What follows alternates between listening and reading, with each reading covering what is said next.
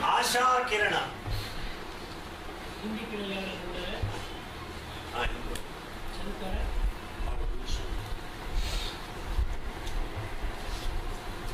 Keep up the promise, not even one word given. Not only one-fourth. Not even one-fourth. Why? Not even one-fourth why keep up his promise.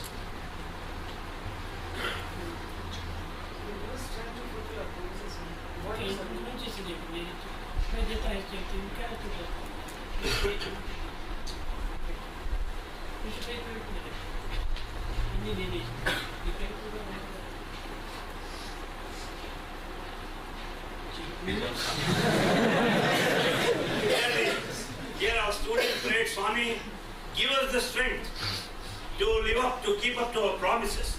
Then Bhagavan said, if I give the strength also, what is that you are going to do? Where is the place? What is the role of human effort here? That's what Swami said.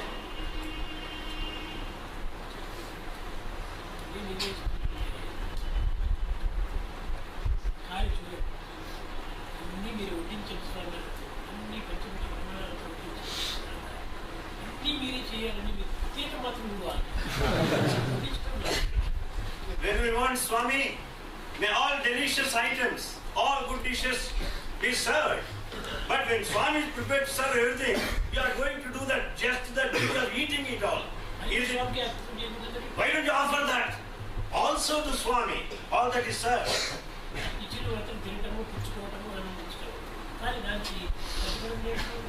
You receive what all that is given, and you experience and you feel happy. Then what is the result out of all that?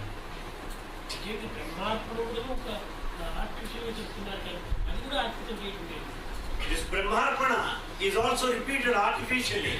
In fact, there is no true offering there.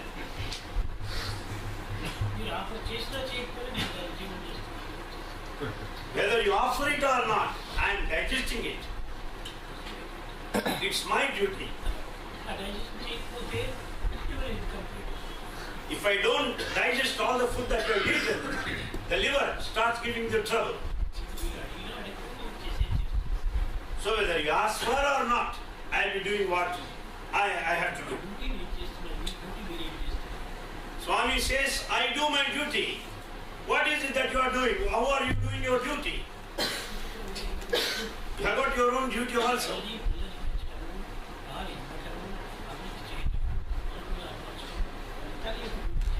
It is the duty of the mother to feed the child with the milk. It is the duty of the mother to grow the child in the foster. The mother also will teach. The mother also will teach how to speak. But you alone will have to speak later. Mother will not put her mouth into your mouth and start speaking. She says, she teaches, but you have to speak on your own. So you must do your duty.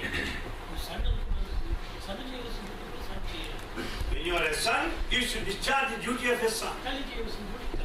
The mother has to discharge the duty of a mother.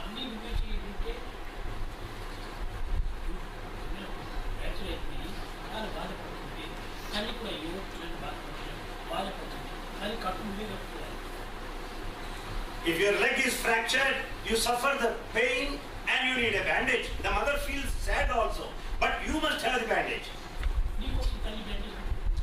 For your sake, mother will not have the bandage.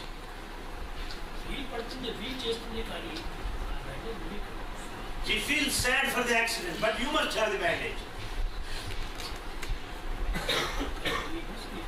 So you must do your duty.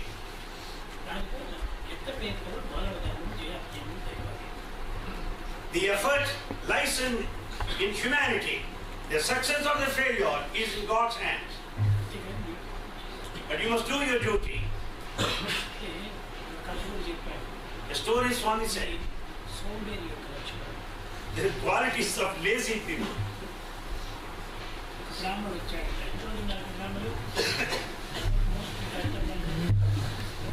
He came to a housewife.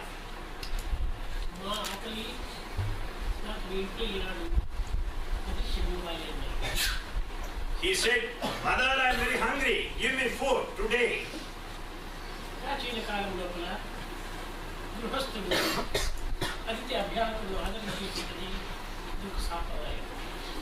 In ancient times, it was the tradition to entertain guests.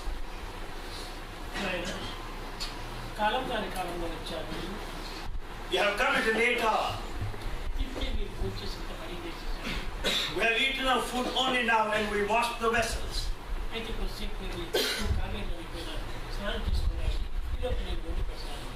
He said, you go to Kaveri river, have your bath and return, by which time I'll pay you.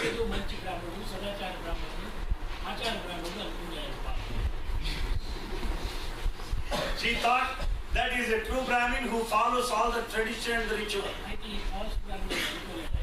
She never thought that he's a false Brahmin.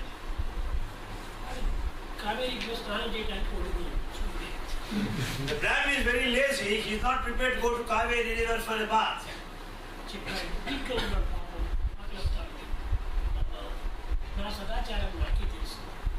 The Brahmin was weak. Adding to that, he was hungry. He said, I know the ritual tradition. He said, I don't need to have any bath now. The repetition of Govinda Nama amounts to bath. The housewife is a clever lady. She could understand it.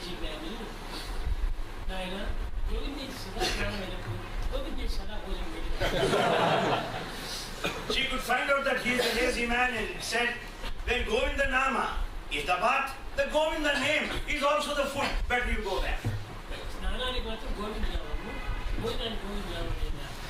You want Govinda Nama for bath, but you don't have the same feeling in respect of food.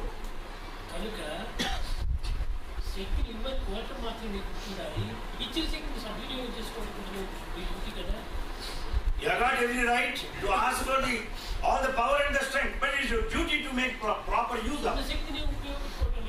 You are not making use of that which is already present in you.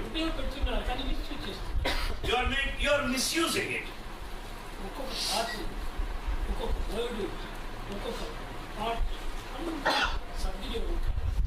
Each thought, each word should be properly used.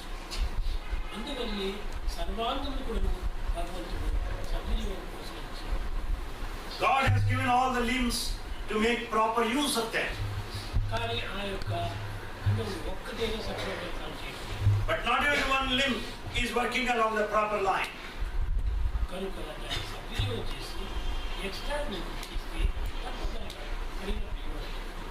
When it is properly used and we ask for extra energy, God will certainly grant. We are not using the existing one. Why extra should be conferred? It gets wasted. What is that is already in you? Enjoy it with all the taste. If you waste it, God will never give it in excess later. A beggar went to a house. He prayed for food.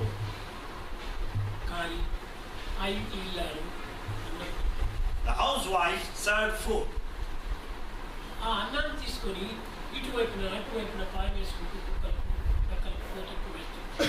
He started throwing the food hither and thither to all the dogs and foxes around. Monkeys. Housewife watched it.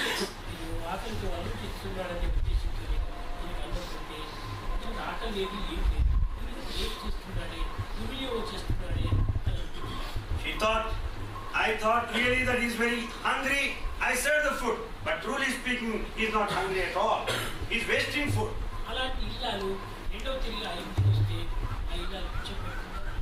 Such a housewife, if the beggar is to visit the following day, will she ever serve food? No. అదే రీతిగా దైవం దగ్గరికి వచ్చి స్వామి అనుగ్రహం అనే కొంచెం పెట్టండి అంటారు. Similarly, approaching God, we pray, Swami, give us that grace. అది పెట్టితే దాన్ని దుర్వినియోగం చేసుకుంటే ఇంకొకటి చాలా పెట్టారా? When it is given, conferred, if you misuse it, will He give you again next time? చెక్కిన దాన్ని చక్కగా భద్రపరుచుకొని అది That which is given has to be carefully treasured and must be properly used. Use చేస్తే అప్పుడు కాదు మరొకరు When it's properly used, He will certainly give it to you next time. కానీ ఏ శక్తి కూడా ఏ బాడీ కూడా ఈ సద్వినియోగం చేసుకోవాలి. You are not making proper use of any power, no, any strength. Everything is misused. Study study study అంటున్నారు. You say study, study. ఈ study కూడా సద్వినియోగం You are misusing even study. ఏ సమయంలో స్టడీ చేయాలో ఏ సమయంలో స్టడీగా ఉండాలో మీకు ఏం తెలియదు. You don't know anything, not in the least, when to be steady, when to study. కనుక స్టడీ టైంలో స్టడీ చేయాలి.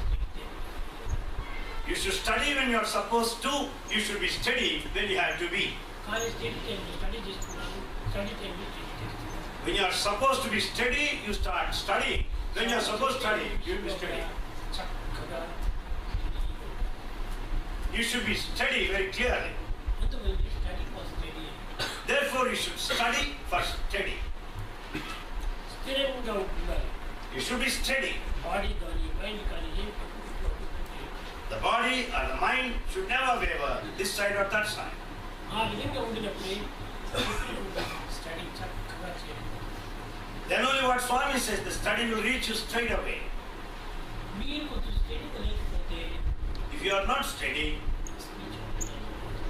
your Swami's speech also will not come to you. It will be wasted.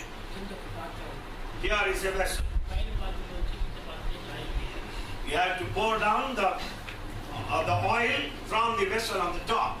నీకు వేయించుకునే పాత్ర లేకపోతే Your heart is the receiver, the vessel. నా యొక్క ఈ ప్రేమ వేసేటువంటి Swami's divine love is the vessel out of which you have to receive. ఎంత చక్కగా వేస్తున్నప్పటికీ Though Swami is pouring very nicely, కింద పాత్ర కదులుతుంటే ఆ పదార్థం పాత్రనే వచ్చే as the vessel at the bottom, it goes on tilting. How do you expect to receive it? ఈ కింద పాత్ర When the vessel at the bottom is also steady, there will be continuous one single flow and it will reach. కనుక వేయించుకునే పాత్ర Therefore, the receiving vessel should be steady and very clear. నేను వేసుకున్నాను అది కదులుతుంటే Even if his Swami pours down, if the vessel at the bottom just moves, it's all good. Not only that, ఎన్నో వర్షం కురుస్తుంటున్నారు. దీంట్లో స్వామి యొక్క ప్రబోధన ఇస్తూనే ఉన్నారు. every day Swami is teaching is something like downpour of heavy rain. కానీ మీ హృదయం అనే పాత్రను తిప్పి పెట్టుకున్నారు. But we have reversed the containers of our of our heart. ఎంత వర్షం కురిస్తే ఒక డ్రాప్ అయిన In spite of all the heavy rain, do you expect a single drop to get into it? No. తిప్పి పెట్టేస్తే కొన్ని డ్రాప్స్ అయినా అందులో పడతాయి. You have to turn it upward. At least it will be able to collect few drops. కనుక తిప్పి ఆ యొక్క రైన్ తగిలిగా పెట్టడం లేదు. You are not keeping a vessel of your heart positively upward to collect that. You just reverse it, turn it upside down. దానిని concentration. That is called concentration. Concentration చేయకపోతే ఈ యొక్క If there is no concentration, the drops cannot be collected. తయారు చేసుకుంటున్నారు తెలుగులో మాట్లాడారు. చెప్పు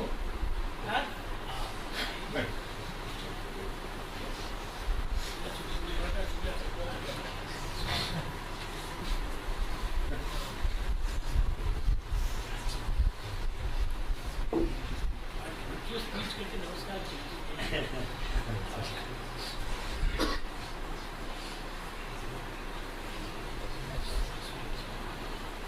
తెలుగు వాళ్ళు ఇంగ్లీష్ వాళ్ళు మరాఠీ వాళ్ళు తెలుగు